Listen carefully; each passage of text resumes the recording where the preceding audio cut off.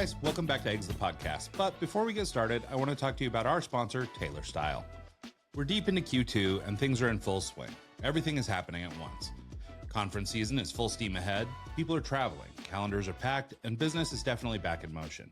This is the time of year when you're showing up more meetings, more dinners, more events, more being out in the world, and whether we like it or not, how we present ourselves starts to matter a little more too. That's why I love Taylor Style.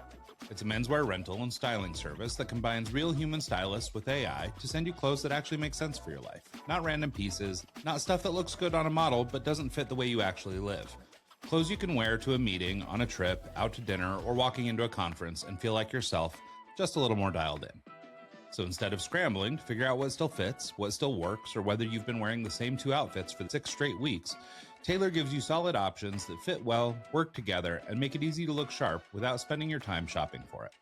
And best part, when you're done, you send it back. No laundry, no dry cleaning, no extra hassle.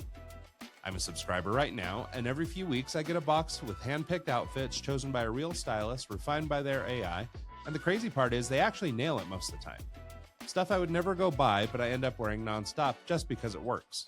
And honestly, that's the part I appreciate the most. It just makes life easier. You look put together, you save time, and you take one more recurring decision off your plate, which this time of year is not nothing.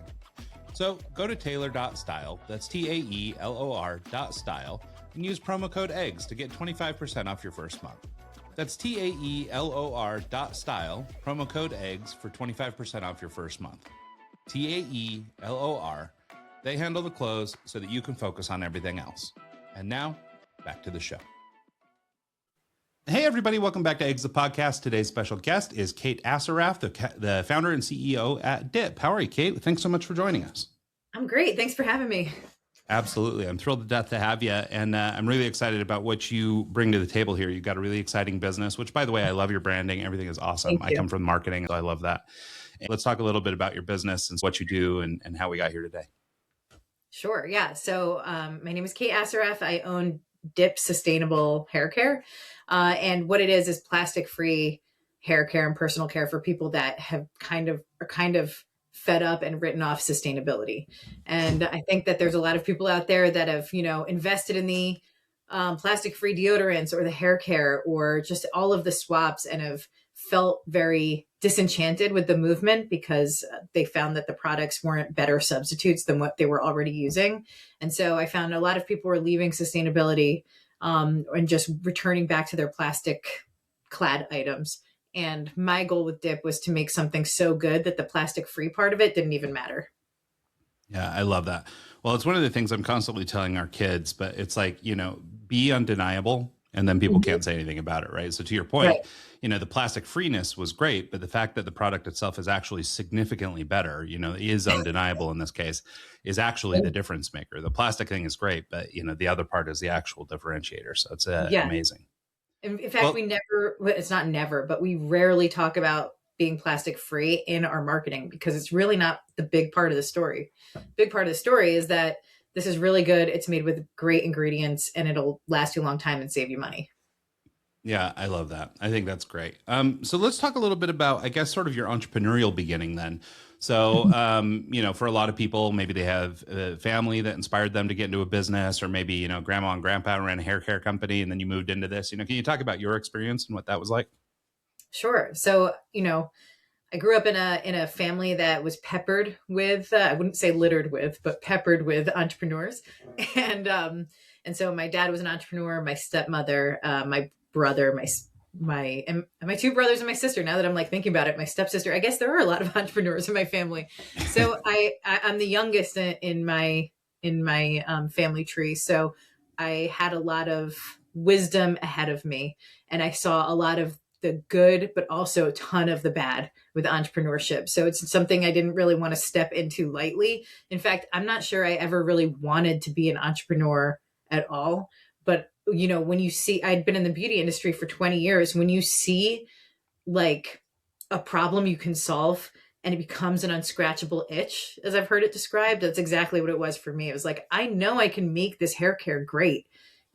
I know that because I've been on a mission to reduce my plastic for now it's been almost 12 years, but the idea that I couldn't find something that was up to my standards really, really upset me, because I was creating more waste than I was doing the opposite of what I intended, which was like reducing waste. But instead I just had like all these shampoo and conditioner bars in my shower. And I was like, I know I can solve this. And it's like, I know I can do it better than what's out there. So here we go. It's time to roll up my sleeves and join all the other audacious people that start their own business. Yeah.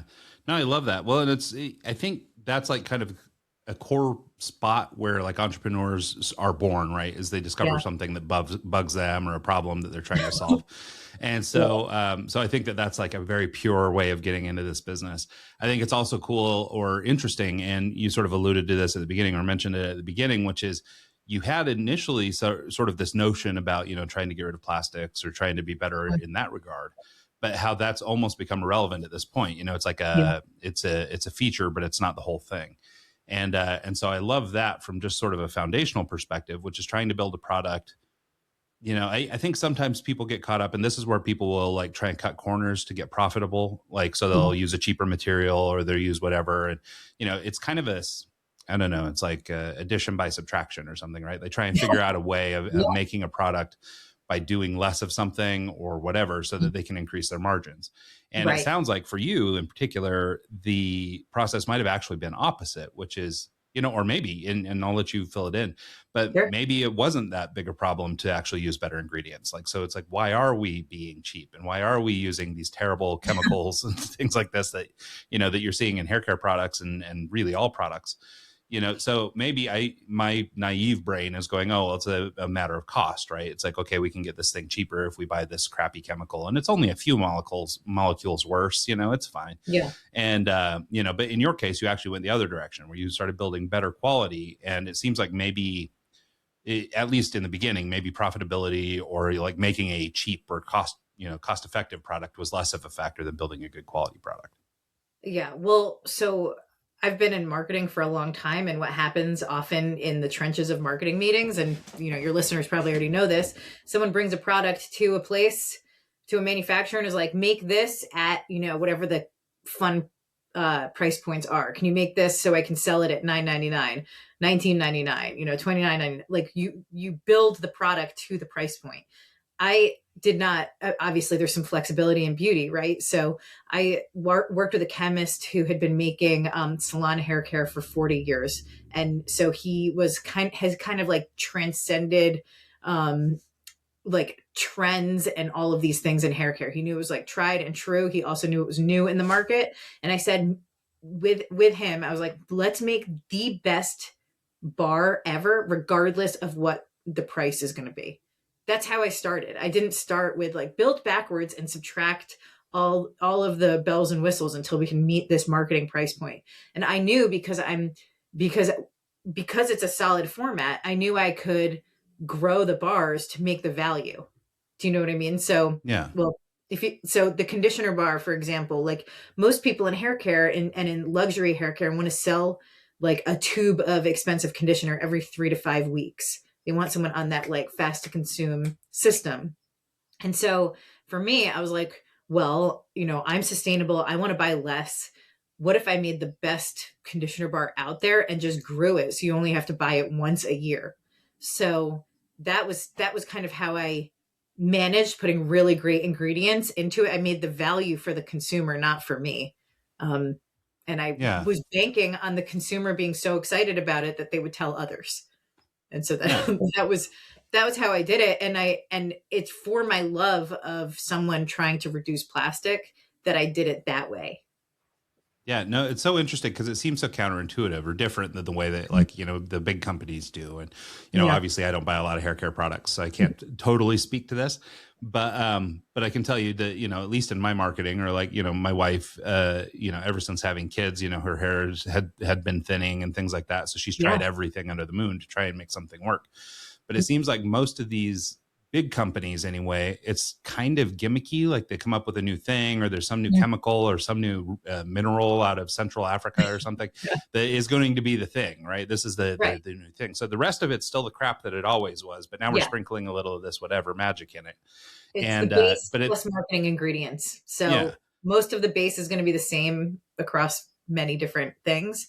And the marketing ingredients, they come in, a new extract or a new like peptide or a new ingredient that just, especially in shampoo and conditioner, most things they rinse off. So like, it's not like a skincare where you're letting something sit on your skin for a long time and you get the benefits. Mm-hmm. Yeah, no, I think it's such an interesting thing because, I can think of some different brands that my wife's been experimenting with. Like there was one that was like a hemp thing or something that was like, Yeah. so hemp was the big trend for a hot minute, and I don't know. Right. I mean, maybe it is good. I have no idea if it's good or bad in reality, but nonetheless, it was the big brand. It was the thing to try. It was whatever they were selling at one of these fancy salon stores, and so she went for it. And so, but what's interesting about your approach is, not only was price not a factor, but you did actually, I guess, through the, the scaling, like you were talking about, you're able to kind of make it cost effective. Yeah. And then, I think the other thing that people do, or that your approach is really unique for, but I think with women in particular, they're willing to spend money on this stuff, especially if it is good, and I think they would love to only have to buy it once a year and things like that. Yeah. So your perspective, again, it's kind of, okay, so you were sort of fighting the war against plastic, but what that says more broadly about you as a person is that you sort of care about society or people or things or the planet or whatever, right? But there's this care outside of yourself in this little corporate version. Yeah. And so I think if you extrapolate that out to something more broad in terms of the product you're building, all of a sudden it starts to sound like, okay, well, I actually did build this for you and this is good for you. And yeah, you only have to buy it once a year and maybe it costs a little more than what you were buying yesterday, but you're only buying it once a year.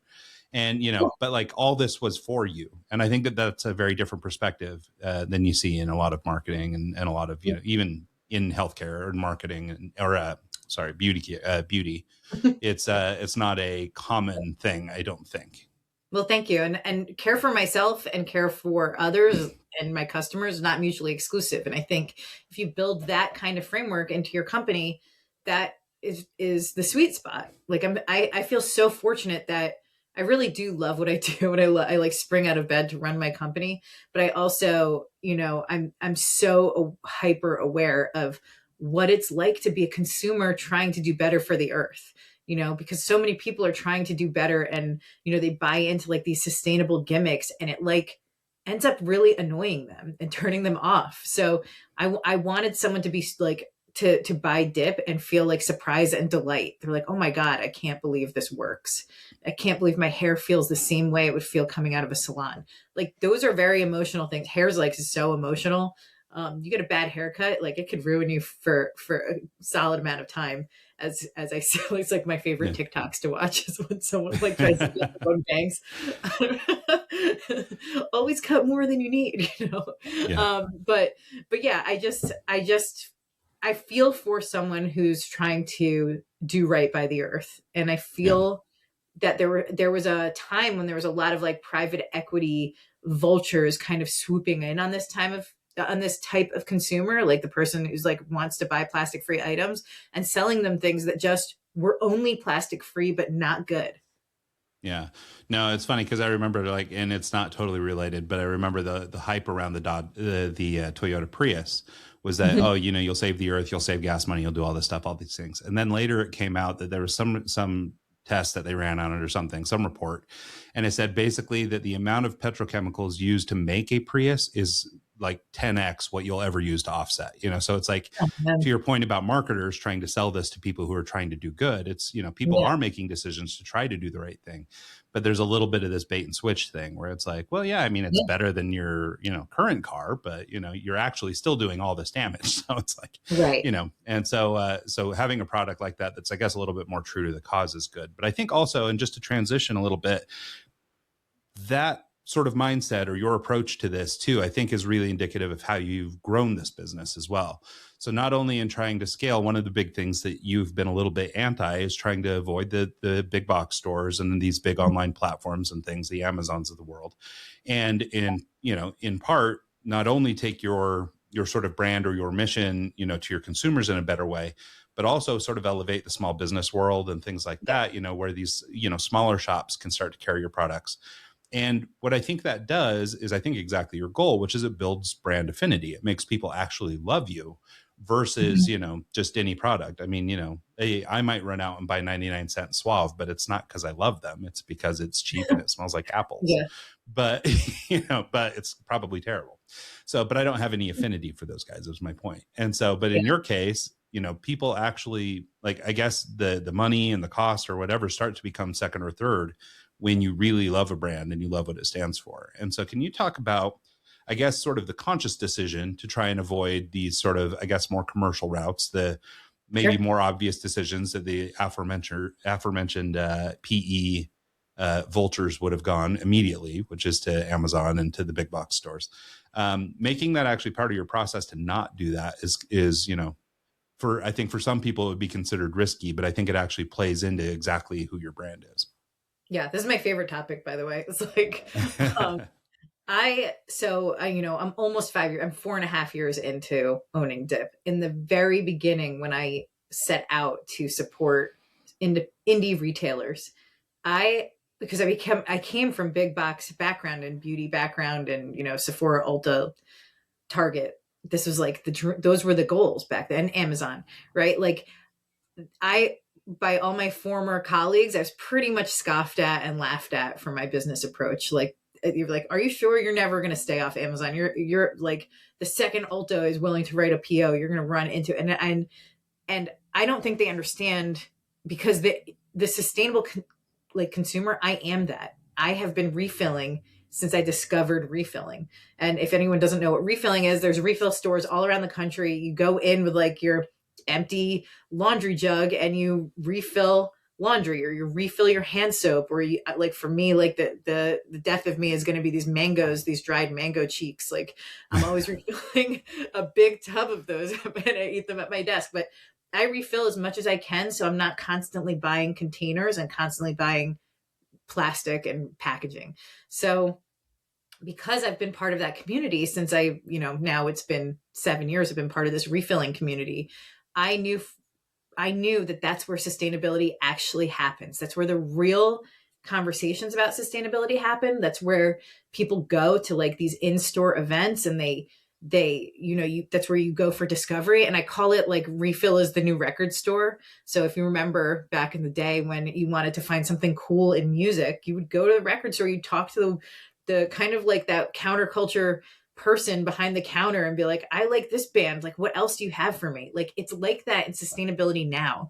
And it's this grassroots movement. It's like punk rock economics to like go and refill. I think it's so cool. And so it sounds like I'm like anti-corporation and all these things. I'm not anti-corporation, but I know this moment I put Dip on Amazon, people will flock to Amazon to buy it and not to the refill stores where I know sustainability matters the most. And I don't know how to explain this with any more like enthusiasm. Like I love, like I know them now. I know these people personally, these refills. There's probably like 400 or 500 at any given time in the country all the time. I know these people. I interact with them. I know all about their stores. I've visited like refill stores in almost every state and met their customers in person. Like I love this movement and I will do whatever I can to get people in those doors. Yes, to buy Dip, but to buy Dip and have that like Target effect where like you go in for one thing and then you're like, oh, okay, I need this. And before you know it, you've made a bunch of swaps that you didn't know you needed. And for me, like there's so much digital pollution out there and there's so many like bad actors trying to sell you sustainable goods. Whereas like if you go into a refill store, that person behind the counter, the owner has like vetted every version of every product. Like they've tried 50 shampoo bar brands before they bring in Dip. They've tried every version of like replacing saran wrap before they give you, stasher bags and like, whatever brand that they choose. So that was my whole goal. I've now been on a soapbox for too long. So well, that's okay. I think it's actually literally your job to be on a soapbox. That's kind of the gig.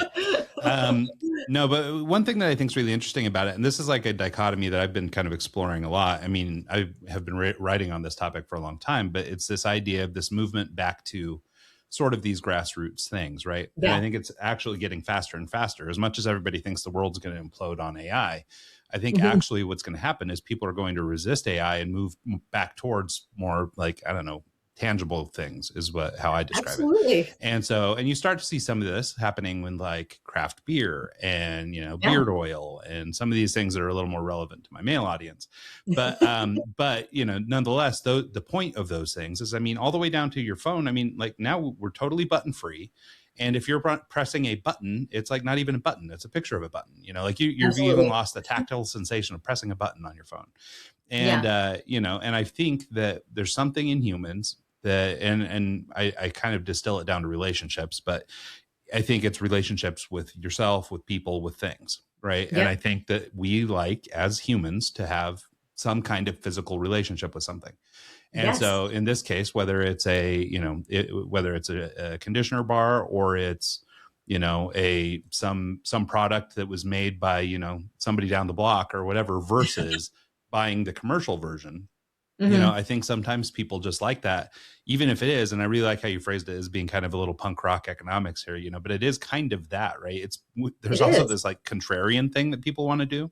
Totally. Where it's like, oh, well, yeah, you bought that one. Psh, I got this one and it's handmade by Joe over here, you know, or whatever. Like this one's kind of cool because it's unique. It's different. It's not the one that's mainstream, you know? And it's like, I always complain about Costco jeans, for example. They started selling Lucky brand jeans. And when I was a kid, I loved Lucky's. Like I was broke and I could never get them. And one day when I could afford Lucky jeans, finally, I started buying them. And then Costco started selling Lucky jeans. And I've never put on another pair of Lucky jeans. And, you know, part of it was I bought a pair from Costco because they were cheap and I tried them and they weren't the same jean. It was something else that was made for Costco, but it was just Lucky branded. But for me, that did so much damage to the reputation or the exclusivity or the cool factor of having these Lucky jeans that it totally changed my perspective on those pants, right? And even if you can go into a high-end retailer or whatever and buy fancy Lucky jeans still, like I don't know if you can, but maybe you can. It's lost the status. I wouldn't now. Like I'm on the new brands, you know what I mean? It's also lost that emotional piece. Like when I think buying something and parting with your own earned money and putting your money in the hands of a brand is emotional, right? Even if it's just fast, it's a fast transaction. It's an emotional thing, parting with your money, because once it becomes stuff, it's no longer money, right? And so, you know, you buy something and you like think you're like, oh, these Lucky jeans have some sort of prestige to them. And then you go see them kind of like everywhere on everyone. And then it's like, oh, I actually don't think that this choice was the same choice I thought I was making. Yeah. And don't get me wrong. I mean, like I spend plenty of money at Costco and there's plenty of things that I think Costco is good for, but there's like a slickness to that stuff when it kind of loses. It's like, you know, and even if it's totally just my naivete, right? Lucky Jeans is probably selling gazillions of pairs of jeans. I mean, they're not that exclusive really, right? But for some reason, when they hit a place like a Costco, there's a slickness that happens, right? And so, and I think that is maybe what's being avoided here in your case, you know, by your philosophy of avoiding these big box stores and stuff too.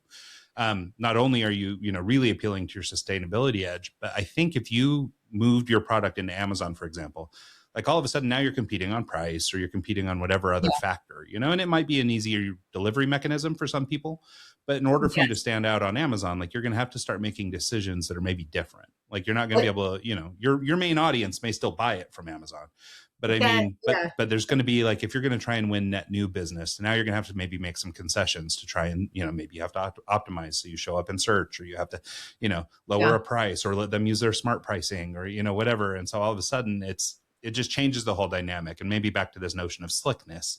Well, now it's easily gettable. I don't have to work for this. There's no relationship. I just, you know, I can click now and I'll have it tomorrow. And, you know, it loses a little bit of that. If I have to go to the refill store, like I have skin in the game, right? I have to go do this. Like if I want my product, I have to go get it. And I think that that's actually kind of a good thing in some case.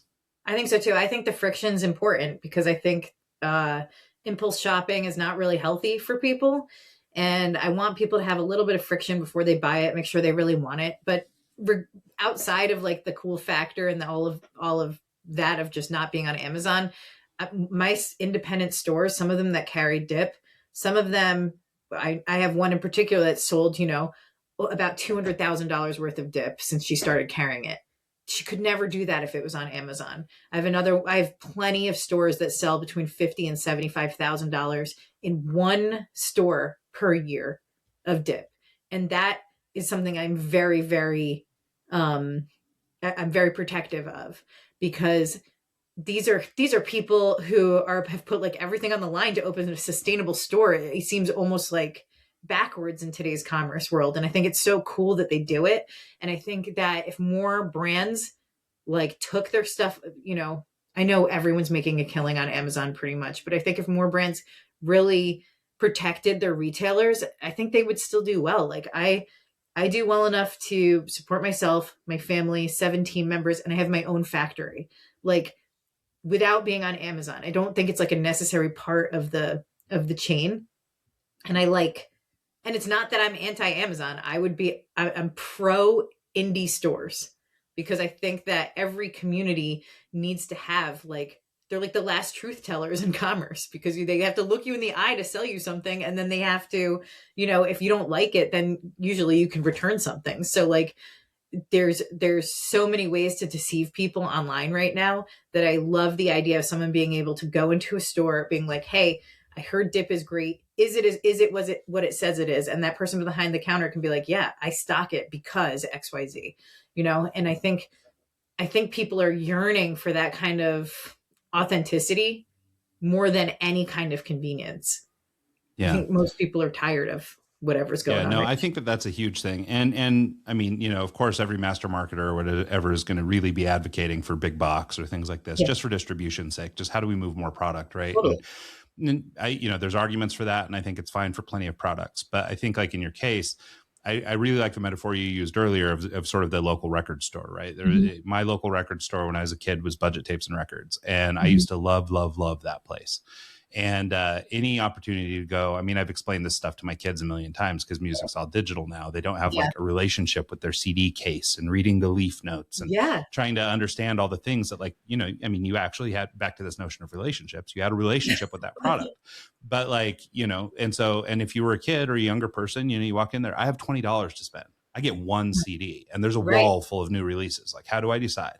So you talk to your guy at the, behind the counter, and you learn, what kind of music is it, because you didn't have the internet for all that stuff.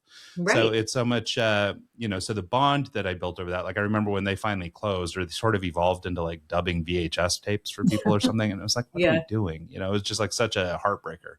Yeah. And so, but, I think that having those kinds of relationships is so important with your products and things like that. And like you mentioned, if you started competing by putting your product on Amazon and started actually eating the business of your small retailers, like, I mean, you just kind of turn into the dog eating its own tail, right? Like, it actually probably does you more harm to do that, depending on, I guess, what are your priorities. It's so unspecial, the shopping experience on Amazon. I'm not anti-consumerist. I'm anti like hyper consumption, right? So like, that experience of shopping, I grew up with it, being social, being something that I did with my sister or my mom or my best friend. I love the idea of in-person shopping making a comeback. And okay, of course it's lofty, right? Like, it's lofty for me to be like, everyone, shop in person. Like, of course you can still buy on my website and stuff, but I don't think people realize the more they kind of take all of their hard-earned money and just give it to a few retailers, like say you buy everything on Amazon for convenience, like all of your salary goes to Amazon. It doesn't come back to you. There's like no method for it to come back to you. But if you're shopping in your neighborhood, at least like they're paying, that store or that business or restaurant, whatever, is like paying the taxes that make your neighborhood cool. Like, it's you want to keep your own money that you earn flowing in your own micro economy. It just makes more sense to me.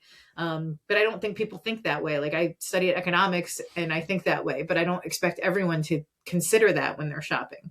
Yeah. But I do think we are moving, or starting to move in a direction that's a little bit more of that. I think part of it is inflation driven, and the fact that the dollar has become worth less than it used to be.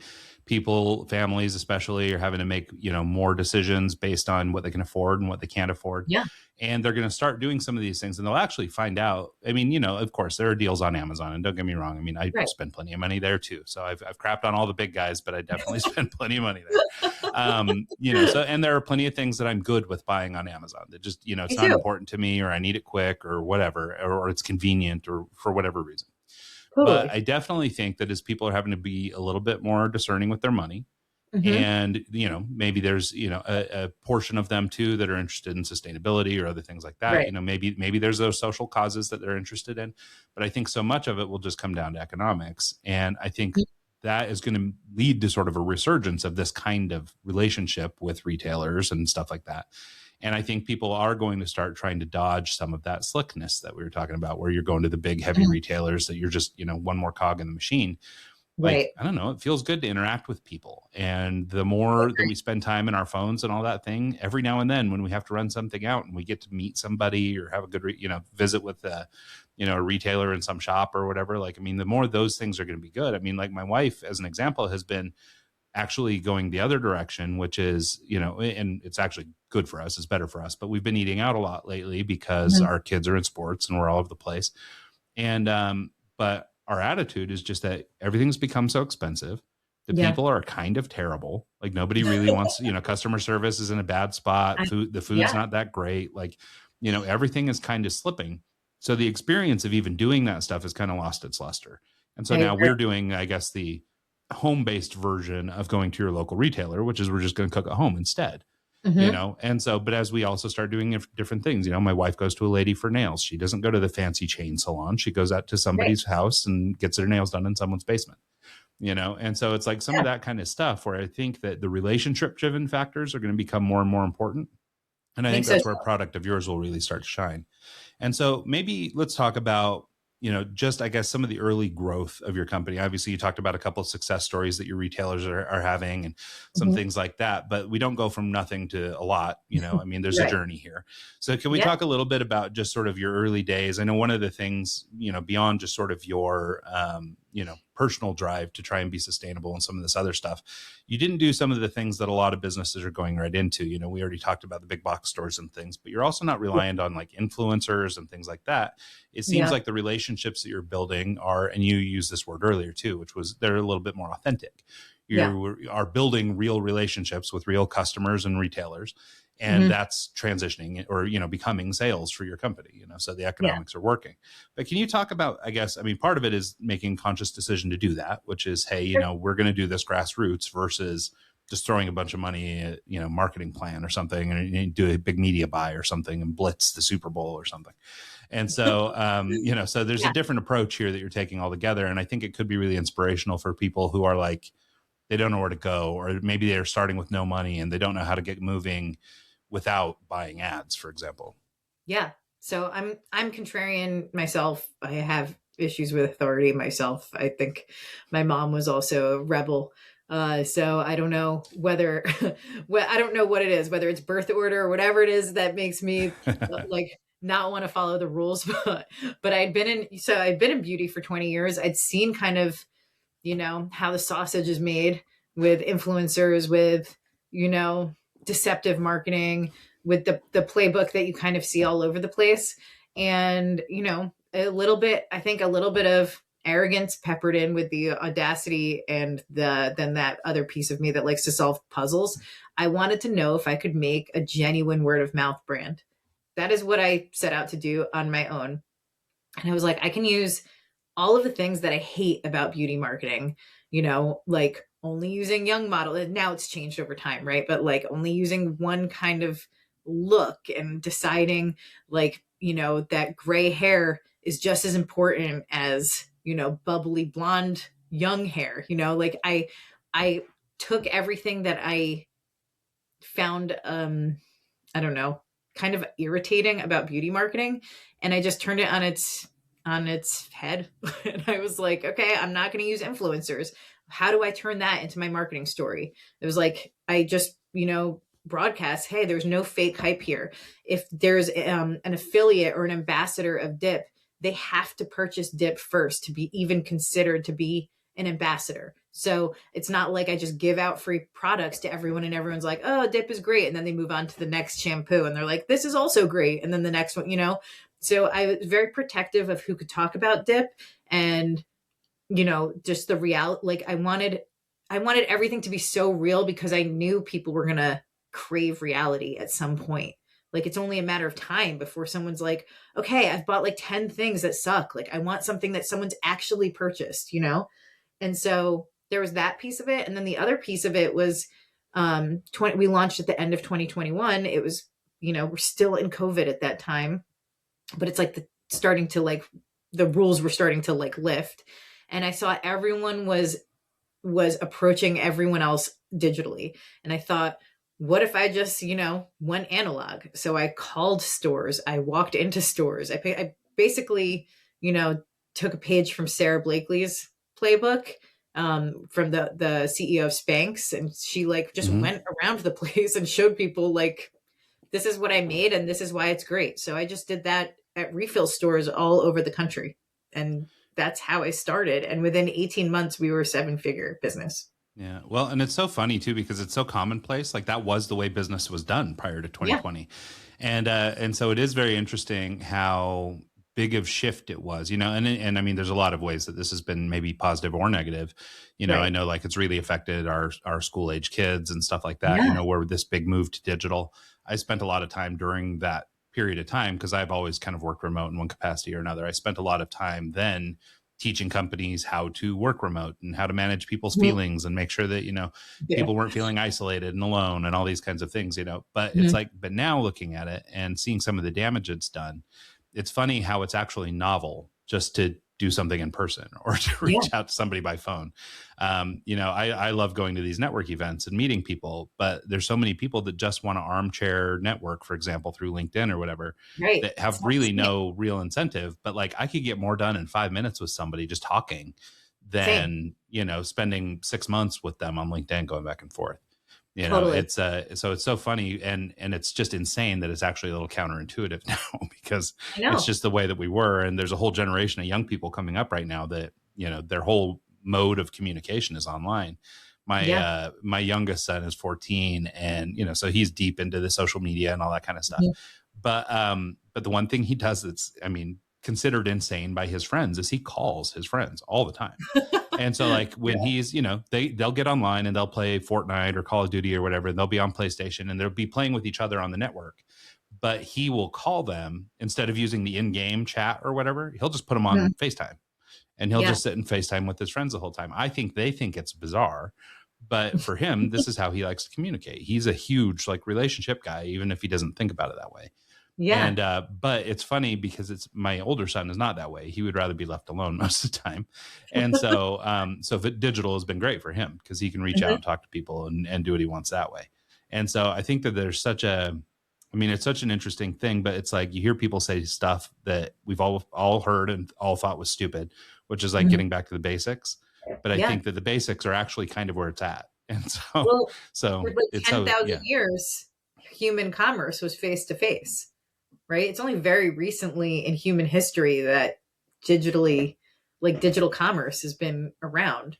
But for so long, there was like a code between buyer and seller. And I feel like that code has been lifted a little bit with the internet. Like there's less accountability from either side. Right.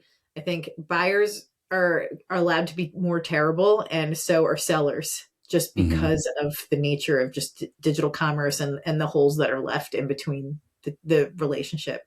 And so it's a little bit of like a love letter to the way I grew up in like the late 80s, early 90s, where I loved the experience of shopping face to face.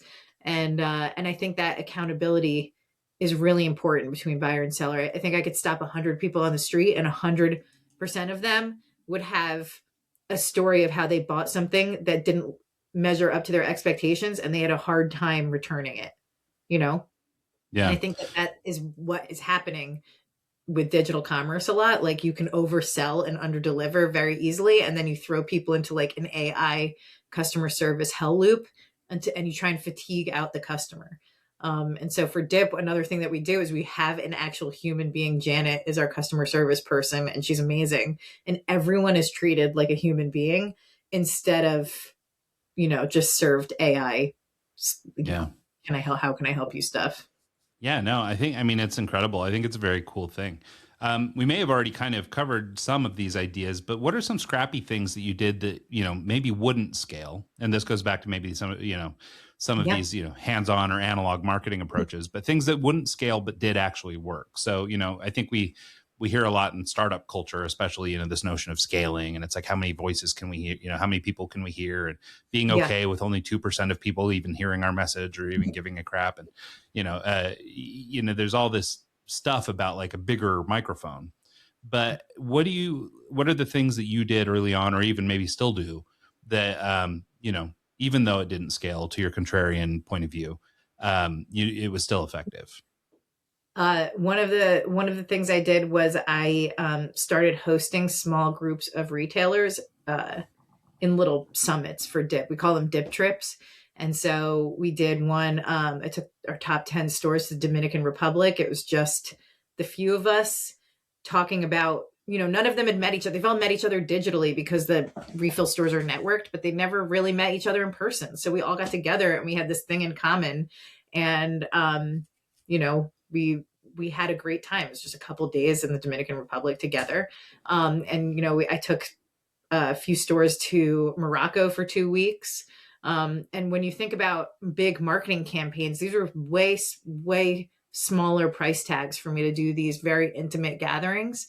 And they ended up, my relationship with these people, I have real memories with these people, instead of this kind of like, I sell you shampoo and you sell it to customers kind of thing. So, we did this Catskills. I did hosted a big summer camp in the Catskills, and I had one of my most fun childhood friends out there. We did trivia with super soakers. We did a big boat contest. Everyone had to build their own boat out of cardboard, real human fun things. And on as far as marketing budgets goes, they were small for marketing budgets, but big impact for me. And they're big impact for everyone, because then they go back to their stores, which are all over the country, and they're like, let me tell you about dip and what we did. And it was it's really fun. And even the riskiest thing I just did recently was I brought on 2 of my competitors. I adore the founder of High Bar, which is a major competitor of mine, and Plain Products. And I was like, hey, I do these trips. Do you want to, we sell in all the same stores. Let's get together with 30 of our retailers. We went to Nashville and let's talk about how our 3 brands, how we are actually friends behind the scenes in sustainability, and how the 3 brands coexist and serve different types of customers that might walk into your doors. And that was a really, really fun, profitable thing for us. That, again, has a tremendous ripple effect in both reputation and just you can't buy that kind of relationship with someone. Yeah, no, I love that. And it's one of these things, you've probably heard or people talk about, the butterfly effect, right? Like a butterfly flaps its wings somewhere and then that's making tsunami waves in Japan or whatever it is. Yeah. But I mean, kind of what you're describing here, and you even use the word ripple, this notion of what happens. And, when you connect with people on that kind of level, to your point, they go back to work and then they tell everybody at work. And then when those companies or those individuals move to other companies, they take that message with them. And then these ripples start to collide. And that's kind of where the real magic starts to happen, I think. And it's kind of what you were describing, where you're actually working with competitors to go out and do this because it's all for the greater good. It's not about business or being cutthroat. Instead, it's more about being authentic and showing up. And being an entrepreneur is lonely. And so being an entrepreneur in sustainability is even lonelier. So people don't realize we're networked with each other because it is a lonely road to be like, hey, buy less, buy better stuff. And hopefully you understand that the plastic part is just we just all want you to ditch the plastic in the long run. We all have the same goals. Yeah. I love that. Well, and it's I was meeting with somebody the other day, trying to pitch somebody to work with us the other day. And they asked us they said, well, who are your competitors? Right. Mm-hmm. And I didn't have a good answer for them because basically I said, I don't look at anybody as a competitor.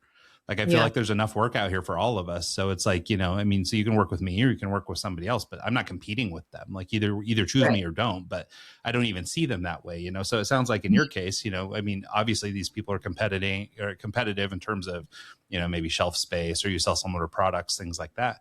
But the fact that you were able to kind of pull it all together for the greater good, I think just goes back to that sustainability messaging, sort of that being at your core and all that stuff, and it's just one more layer of authenticity that gets carried through the whole process.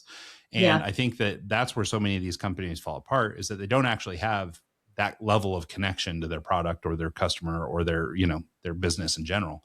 Most of these companies, especially the big box stores and things like that, are just selling products. And it's just who will give us the best margin, who will give us the best whatever, whose product is most popular and gonna, because if I'm going to give up some of my shelf space at Target, then I have to have some guarantees in place. I got to know that I'm actually going to use that space wisely. Totally. Otherwise, it's got to go to some company that'll do better. And so just the relationship is so different. I do not envy being a buyer at Target. I think that is very difficult. Oh, it's got to be the worst. Well, because even as an individual, because you've got your own values, and then you've got to balance the values of just, box stores trying to be profitable. You've got whatever, I'm sure big company like that, they've probably got some different social incentives that they're trying to work for, or, maybe they have causes that they love and they want to try and build that into their types of products they sell and stuff like that. So there's just so many, so many kings to please. It's like I couldn't imagine doing that for work. I think that's a really tough job. And I also think just, the sway of public opinion in and out of Target is something it's probably very difficult for a buyer to navigate. Well, especially when you're doing your buying 6 months, a year, 2 years in advance. And then it's like, oh crap, now that's not cool anymore, or whatever it is. I know. So yeah, it's such I couldn't imagine. One thing I wanted to talk about with you too is sort of, you mentioned that you guys were basically 7 figures in about 18 months. What do you think about, or how do you think about sort of growth speed versus staying aligned? And obviously, I mean, just from this conversation, I can tell that you're wildly aligned with your values. So I'm sure that this is, pretty predictable response, I suppose. But, how did you factor in, yes, I am really, this is my thing, but yes, we do need to grow too. Well, growth was not, I think it's because growth was a byproduct. It wasn't the goal. So I think if you know what your actual goal is. My goal was to support as many refill stores, independent salons, and surf shops as possible. That was my goal.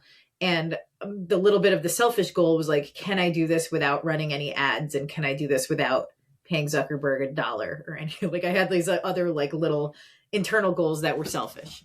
But like, I wanted to know if I could create this company, like a real authentic company. It was a marketing thing I'd never seen done before. And I just wanted to know if I could do it. And now 4.5 years in, we're about to run ads for the very first time. But like that decision has come as like, I owe it to my team who's been working really, really hard and and the stores, like refill stores, surf shops, they're closing. I can't save them all as one brand, right? But what I can do is try and scale the awareness of what we're doing, which I've never done before. So I'm going to scale the awareness and try and get people to understand to go buy these things in stores. So that is my next phase of growth, which is kind of exciting, So that, I haven't started running ads yet, but that's my next thing. And it really is, I'm not trying to save the world, right? Like saving the world is like a very egotistical thing to say, but I am trying to save the refill community. And I have to do that by leading by example. So I have to show, like I've already shown in the past 5 years, like what a company can do and how they can do it and what the roadmap is to like build an authentic company. But now it's time to scale it up a little bit and make sure that this leading by example is effective for people that don't really know what we're about. Does that make sense? And I think we're in an economy right now, or in a world right now where like people are ready for this kind of messaging too. So I think it's kind of hitting at the right time. I think we've all been, like we were talking about COVID and stuff before. I think we've all gotten to a point where like we've kind of done what we were going to do with digital. And and don't get me wrong, AI is going to be crazy, and there's going to be there's other stuff too. But I think for a lot of humans, we're definitely hitting a point of exhaustion on a lot of this stuff. And, we're overwhelmed and inundated. And I think that only gets worse with AI. And, I think I've said this on the last 5 or 6 podcasts. So everybody, I'm sorry. But I keep using this metaphor. I come back to this vision of this notion of like a post-apocalyptic Tokyo. Every pane of glass, every whatever is a video screen, and there's just moving everything. And then you've got like this old dude slanging ramen like on the street corner from his little rickshaw or whatever. And that thing stands out so much in that field full of just crazy. And that's Yeah. kind of how I think things are going to go with AI. I think you're going to I get to think a so world too. where marketing is so inauthentic because it's literally being written by robots, and it's already begun. That stuff is starting to get everywhere. Yeah. It'll get better and it might become more convincing or whatever. But at the end of the Maybe. day, it's still going to just be more. It enables people to make more stuff for less money. So they're just being noisy. And I think in a world that's super noisy, there's opportunities for companies like yours. And so I love that you're putting out a sort of a roadmap or an idea, or even just, I don't know, kind of affirming people who might be interested in having a product that's a little bit more in line with what you're doing, which is, Yeah. maybe not necessarily even in your vertical, but saying that, this is a thing I'm passionate about and I love this. And there's room for me to build a business on this thing that I love without having to sell out or give of myself or whatever. I can stay true to what I'm trying to do. And that my goals don't have to be aligned with the goals of private equity or some of these guys that Right. are just throwing money at companies. Because I think, at least for a little while, and I've seen it really up close and personal here in Utah because we've got such a thriving startup community. There's Yeah. like these steps that everybody must take, and you're not successful if you don't. So if you don't do a big fundraise, then I guess you're not successful. If you're not a big Right. unicorn or you don't have a giant exit or whatever, then it sort of is like almost putting everyone else down if you don't figure that part out, and it's created this Yeah. bar that's so unachievable for a lot of startups. Not every Right. startup is going to go through like a Series A or Series B. They just, not Yeah. every company does that. But I think what's really cool about your story is that you're showing that it's not necessary either. And that, Not. there is a unique path for just about every business out there, and anybody can do whatever it is they want to do. And, with, passion, interest, hard work, all the tropes, you can accomplish whatever you want to do. And there's actually a place for you to do it while staying true to yourself. You don't have to try and pretend to be Yeah. something else. And I think that's something that's really inspirational about your story in Thank you. particular. Thanks. I never anticipated success. You just don't know if it's going to come or not. Like it just is not something that you want to bank on yourself, right? You want to start a business and bank on yourself. You just don't know what's going to happen. And, for me anyway, like there's so many twists and turns that got me to where I am now. So I don't want anyone listening to think that it was easy. Like at one point, my contract manufacturer went bankrupt and I was like, I don't know if I'm going to have a company tomorrow. And it was like in that crossroads, that's how I became a US manufacturer. Now I have my own facility that has doubled in size over the years. And so these are things that, like, if any entrepreneurship or any entrepreneur is like listening, it's just, there's going to be a lot of twists and turns and it's going to be crazy. And like the best thing you can do is think about a lot of things as noise. I think a lot of the advice I got in the beginning has absolutely turned out to be noise and has absolutely turned out to be exactly the opposite of my path. And that I think is what makes Dip special. And like, for anyone else out there that is wondering whether they need to kind of sell out or fundraise or any of those things, like build the thing you want first, and then kind of it will open the options for you later. Yeah, I love that. And I think if people really play that through, like if they just think about life in general and stuff like that, like, Yeah. we all know, whatever, you get old and you die or whatever, but I mean, like, but everybody's path is so different, right? And we're all pursuing different things and we all have different interests and all that stuff. But I think there's this expectation in business that there's sort of a roadmap. Like you should be able to do A, B, and C, and now we're successful. And the reality is, and it's the one thing that I always point to in doing this podcast, for example, we've been doing this for 9 years. You're going to be our 462nd interview. Whoa. And so in talking to that many founders, business leaders, CEOs, we've heard everybody from every walk of life up to and including like literal rock stars. And at the core, what there is this sort of, freedom to actually work within a process that you create. There is no roadmap. And I think as soon as people can give themselves permission to start looking for a roadmap, they can learn from, maybe they'll grab a piece from you that is, hey, it's okay for me to be authentic about the thing I care about. I don't need to fake it just to try and get more ears or whatever. And you see so many people doing this on social media where they're just trying to put out an act or something. But I mean, people smell that stuff. They know what it is. And so I think it's really, I don't know. I think it's encouraging to hear from people like you, but I think it's also good to just kind of reinforce that notion that it's never a straight line, and that's okay. And so, and the adversity and the problems and the hurdles and the things that you jump over, that's all just part of the process. Totally. I mean, you're never it's never smooth sailing, like for long. Right? Yeah. I love that. Some Well, smooth seas, right? yeah, I just kind of wanted to leave you with one last thing, which was I wanted to talk to you, and you kind of already alluded to this a little bit, but like, what do you hope to accomplish? Like, as you're moving around and you're doing this podcasting and you're starting to guest and you're going out there and obviously you're introducing people to your brand and your philosophy a little bit, but like, is there anything in particular that you would want to leave behind or might be the thing that you might, leave for the entrepreneur, the founder? And, and we talked a little bit before the show, I mean, just being a female founder in a sort of male dominant world, maybe not beauty specifically, but in a sort of entrepreneurial sense, it tends to be a little bit more male driven. Anything in particular for either young women or maybe that men should be more aware of, or, just things that you've encountered that it's like, man, it'd be easier if everybody just went along with this. So I, as a younger woman in business, like I studied economics and math, and I tried to study the hardest things that I could in order to be able to kind of, exercise my brain. And I didn't love math, but I knew it was really hard and I wanted to challenge myself. And I kind of navigate my life in trying to do really hard things.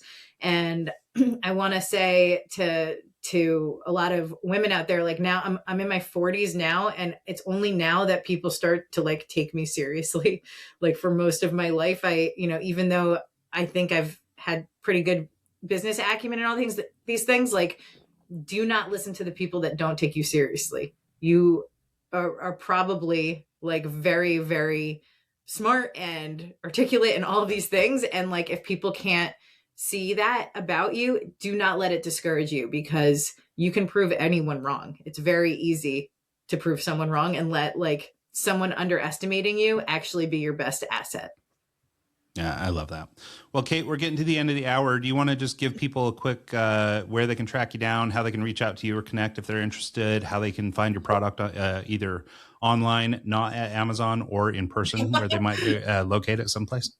Yes. If you want to find me, I'm Kate Assaraf on LinkedIn. And if you want to find Dip, it's dipalready.com or at dipalready on Instagram or at dipalready on TikTok. I'm always in the DMs of Instagram. That's where people want to ask all the questions. So, and if you go on dipalready.com and you're curious, you don't want to listen to me and talk about my products, you can go on the store locator and it'll pull up the store closest to you. And you can go and walk in store and check it out for yourself. That's awesome. Well, thank you so much, Kate. This has been sweet. I really appreciate the conversation. Lots of cool stuff in there. And I'm really excited for the future of you and Dip and everything. And so kudos for that. But thanks for coming on the show. I appreciate you. Thank you so much, Ryan. Absolutely. Thanks so much to Kate and to everybody who listens to the show this week and every week. And we'll see you guys next time. Bye.